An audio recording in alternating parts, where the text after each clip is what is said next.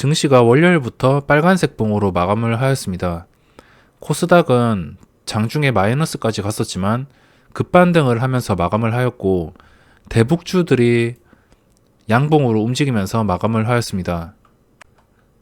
현재 미국의 북핵정책 실무를 총괄하고 있는 스티븐 비건 미 국무부 대북 특별 대표가 20일 날 한미연합훈련이 끝나는 날을 맞춰가지고 한국에 방문한다고 합니다. 그것 때문에 북미 실무 협상에 대한 기대감이 커지고 있어서 지금 분위기가 다시 급반전되고 있습니다.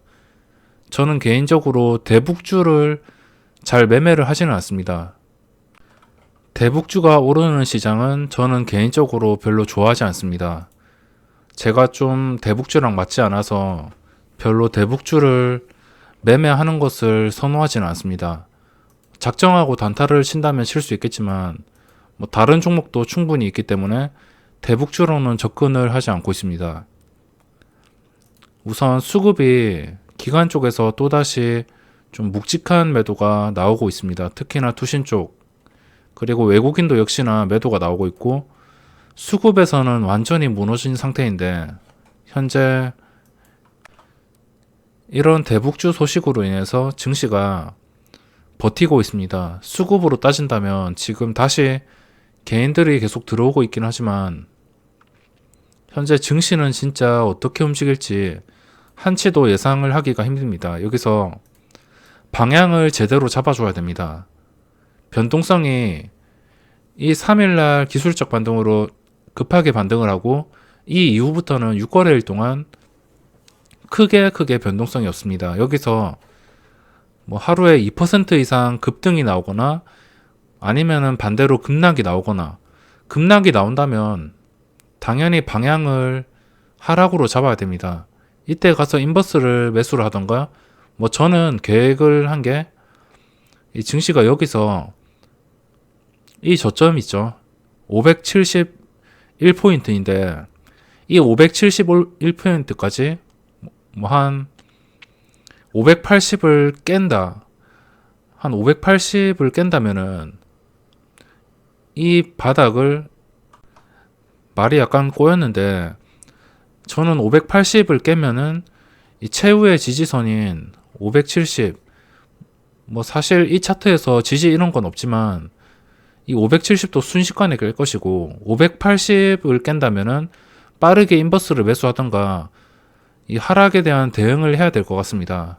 그래서 지금 상태에서 변동성이 늘어나면서 상승이냐 하락이냐 이게 중요할 것 같고, 일단 수급으로 본다면 분명히 하락으로 갈 확률이 훨씬 높은데 이런 반짝 호재들이 증시를 이렇게 잡아주고 있습니다. 그래서 나중에 580을 깬다면 그때 인버스를 매수하면 되는 것이고, 안 깨고 여기서 유지해줘서 수급이 다시 돌아온다면 그때 적극적으로 매수하고, 지금은 평소와 똑같이 매매를 해도 충분히 수익을 낼 수 있는 시장이라고 볼 수 있습니다.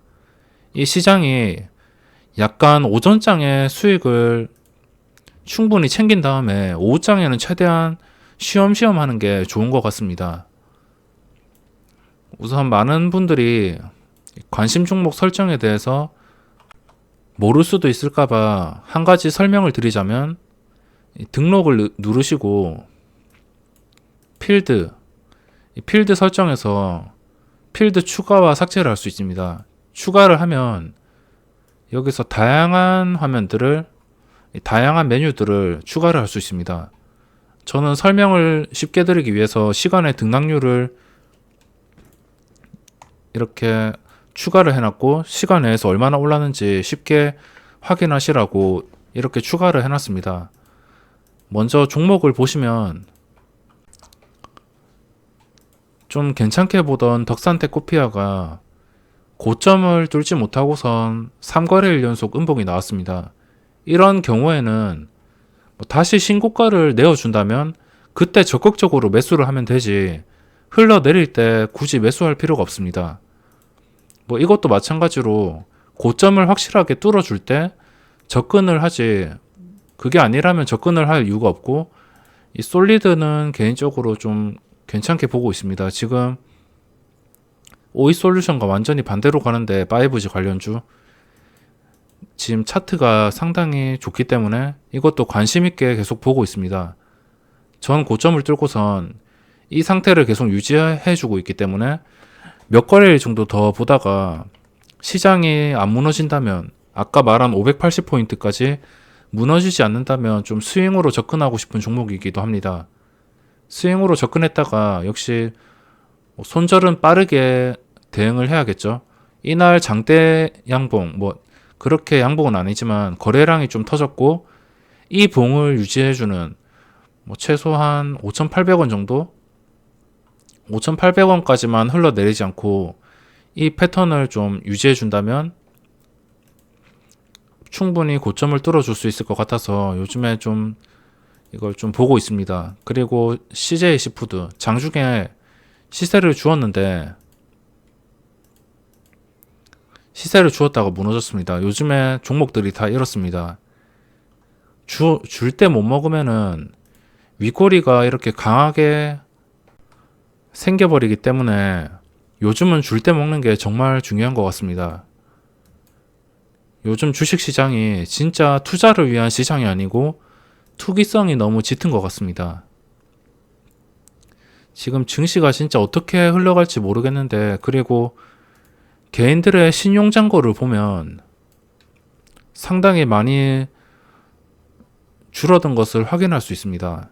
개인들의 신용잔고가 지금 8조 원, 8월 14일 날짜로 8조 원으로 집계가 되었는데 상당히 많이 줄었죠.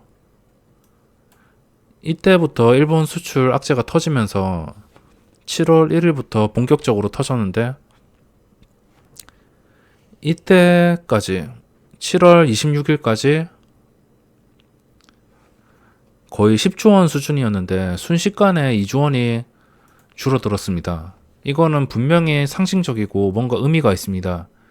개인들의 신용잔고가 줄어들수록 이 지수는 올라갈 확률이 훨씬 높기 때문에 개인들의 신용잔고가 이렇게 줄어든 것은 정말 다행이라고 할 수 있습니다. 보시면 지금 8조 원대, 8조 원 초반, 이 8조 원 초반이 언제였냐면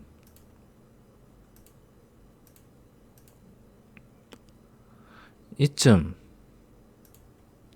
거의 8조 원 초반이 한 2017년 6월달 2017년 6월달 이쯤이었습니다.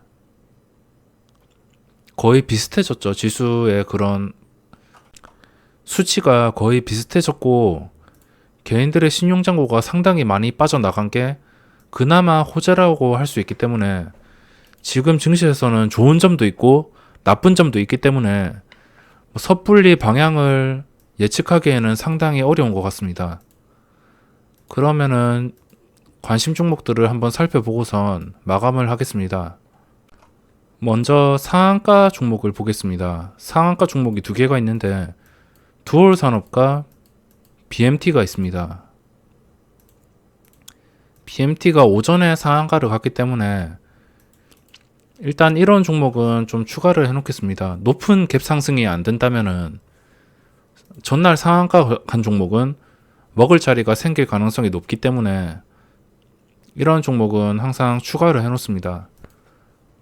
그리고 기존에 있던 것들은 지워버리고 이 CJ 시푸드도 좀 계속 보고 싶고 변동성이 늘어났죠. 고점을 유지한 상태에서 윗꼬리가 길기는 하지만 어쨌든 빨간색 봉입니다. 그렇기 때문에 이게 변동성이 다시 생길 수도 있지만 이거는 좀 시간에 걸려서 오버스럽게 올랐기 때문에 이것보다는 다른 종목을 지켜봐야 될 것 같습니다. 이게 못 오른다는 뜻은 아니고 저 기준으로 다른 종목을 보고 싶기 때문에 이 종목은 따로 추가를 하지 않겠습니다. 시간에 거래해서 여러 가지 종목들, 다날도 올랐고 다날도 좋지만 이 시간에 거래해서 괜찮은 종목 두 개가 둘 다 너무 많이 올라 버렸습니다. 5%대 이상. 그래서 한 3% 정도였으면 좀 괜찮았을 텐데 너무 올라가지고 따로 추가를 안 했고 그리고 수산주 중에 동원수산이 지금 눈에 들어옵니다. 시간의 거래가 아니고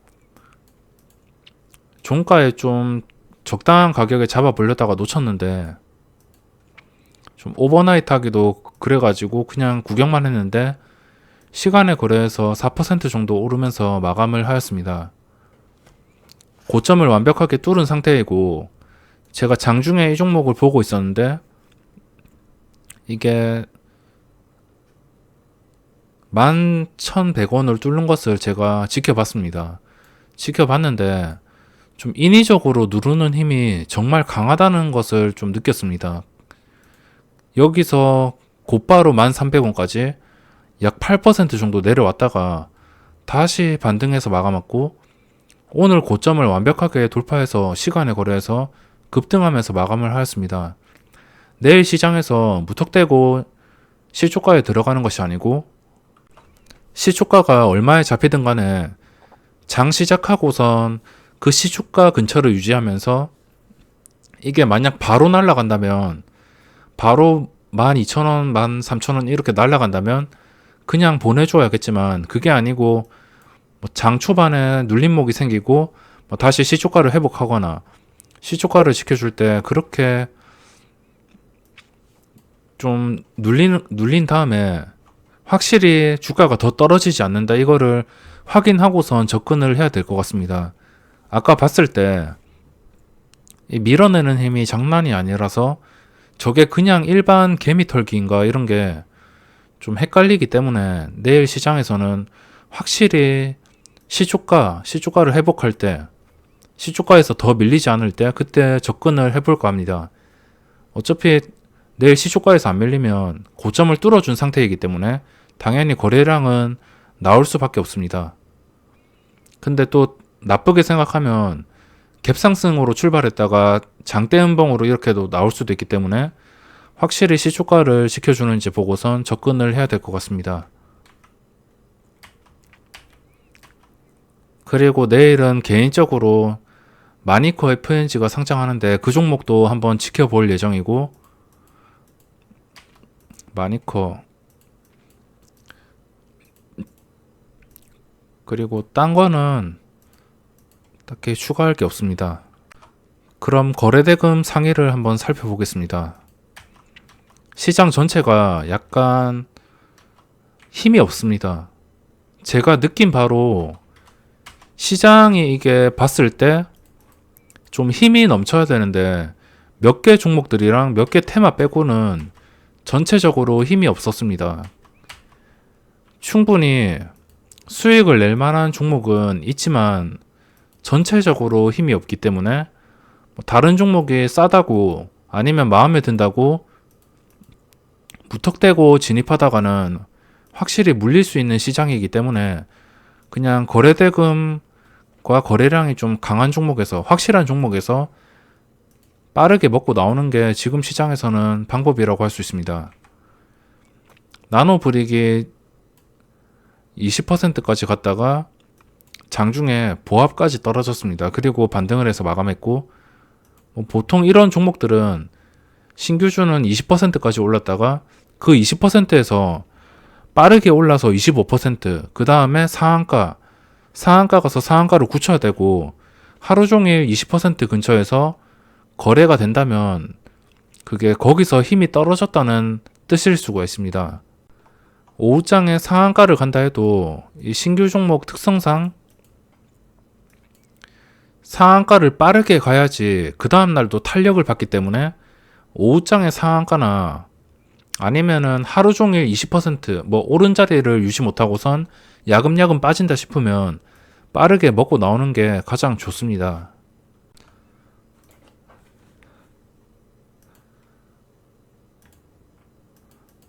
그리고 미스터 블루가 오늘 좀 눈에 띄었는데 이것도 오늘 제가 매매를 했습니다. 이거를 호가 단위 매매 방법으로 매매를 했고 1200원을 뚫자마자 이때 좀 많이 긴장했었는데 이때 10,000원 뚫고 나서 진짜 공방이 치열했습니다. 10,000원 뚫고 나서 계속 깼다가 올랐다가 깼다가 올랐다가 반복을 하면서 결국에 이 차트 보이시죠? 고점을 뚫어준 거. 근데 뚫자마자 기다렸다는 듯이 이 뚫는 게 밑에 물량을 쌓아놓고선, 그러니까 이 매수 대기 물량에 인위적으로 3만 주, 4만 주를 추가하면서 개인들한테 물량을 다 떠넘기고선 순식간에 폭락을 했습니다.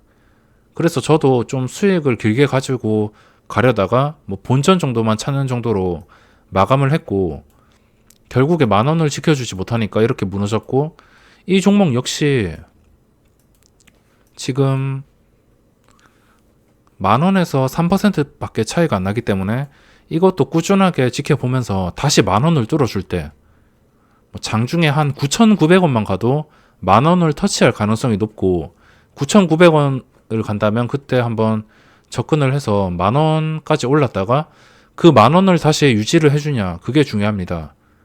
10,000원 유지해주면 또 좋은 패턴으로 1,500원, 1,700원 이렇게도 기대를 할 수 있기 때문에 이것도 관심 종목으로 지켜봐야 될 것 같습니다. 그리고 오이솔루션, 이거는 좀 아쉬운데, 이 종목은 참 이날 설명을 드렸었는데 이때 제가 고점에 시초가에 매수를 하려고 했습니다. 근데 증권사 추천이 나와버려서 8시 40분쯤에 증권사 추천이 나오면서 기관 쪽에서 정확하게 증권사 추천을 내고 정확하게 기관들이 탈출했습니다. 이 이후에 기관들의 그냥 쌍끌이 매도, 서로 약속이라도 한 듯 뉴스 낸 다음에 쌍끌이 매도, 이게 현재 주식시장의 실태이고, 그 이후에 엄청나게 빠르게 무너지고 있습니다. 솔리드와 약간 반대로 가는 게, 솔리드를 좀 매수 타이밍을 기다리는 입장에서 약간 신경 쓰이긴 하지만, 그래도 둘을 비교해 본다면 전혀 엮여있지 않고 다르게 움직이기 때문에 뭐 신경은 안 써도 될 것 같습니다.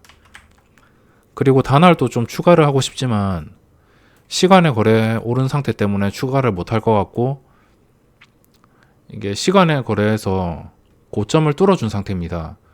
오늘 고가를 뚫어준 상태이긴 하지만 뭐 이것도 대응을 한다면 넣고선 대응을 할 수 있습니다.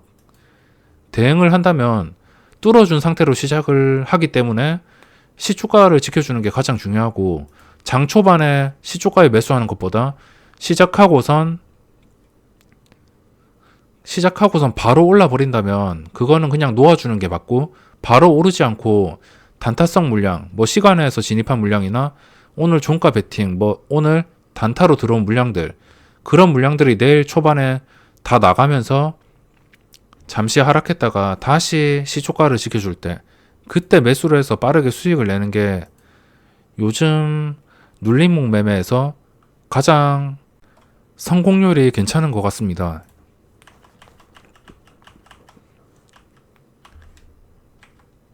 단알은 딱히 추가를 안 하고 다른 종목도 볼 게 많으니까 큰 욕심 없이, 뭐 저는 제 기준으로 분류를 하는 것이고, 구독자분들께서도 개인의 기준에 맞춰가지고 뭐 주식시장에서 어떤 종목이든 수익은 낼 수 있습니다. 이렇게 돈이 몰리는 종목이라면 어떤 종목이든 간에 개인의 기준과 개인의 매매 방법만 잘 세운다면 충분히 수익을 낼 수 있습니다. 그렇기 때문에 꼭 개인의 기준을 만드시고, 뭐 저의 방법이 무조건 옳다는 게 아니고 저는 개인의 기준을 만드는 게 더 중요하다고 생각합니다. 제가 제 입맛에 맞는 매매 방법을 소개해 드려도 그걸 활용을 못 하실 수 있고, 매매를 하면서 중요한 것은 매수와 매도 포인트이기 때문에 뭐 어떤 종목이든 그 포인트만 잘 짚는다면 대부분의 종목에서 수익은 충분히 낼 수 있습니다. 특히나 유리한 것은 평소에 계속 지켜보던 종목들, 계속 지켜보고 이 종목의 패턴과 뭐 호가창 흐름과 분봉상 어떻게 움직이는지, 뭐 호가창이 어떻게 움직이는지 이런 특성들을 다 알고 있기 때문에, 아니면 거래가 몰릴 때 어떻게 한 방에 몰리는지 이런 사소한 것들 하나하나 다 꿰뚫을 수 있기 때문에 어떤 종목이든 좀 시간을 두고 지켜본 종목이 유리할 수밖에 없습니다. 저는 이 종목에서 조건이 맞을 때 매매를 할 것이고 여기에 추가해가지고 내일 신규주인 마니커 FNG까지 뭐 이것만 보더라도 충분히 매매할 기회는 생기고 내일도 새로운 종목들이 계속 떠오르기 때문에 분명히 이 시장에서 매매할 것들은 많습니다. 그렇기 때문에 자신만의 기준으로 관심 종목들을 이렇게 분류를 하셔서 잘 계획을 세우신 다음에 매매를 하시기 바랍니다. 장 초반에 무턱대고 종목들 찾다가 뭐 이것저것 아무 자리에서나 매수하다가 그 손실이 쌓이면은 그 손실이 점점 매매가 잦아지고 눈덩이처럼 커지기 때문에 차라리 이렇게 계획을 해놓고선 매매를 하는 게 데이 트레이딩에도 좋고 꾸준한 수익을 내는 것에 효과적입니다.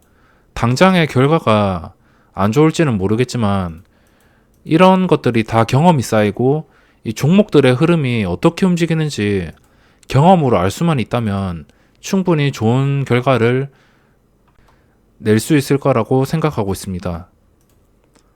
그럼 오늘 영상은 여기서 마감하도록 하겠습니다.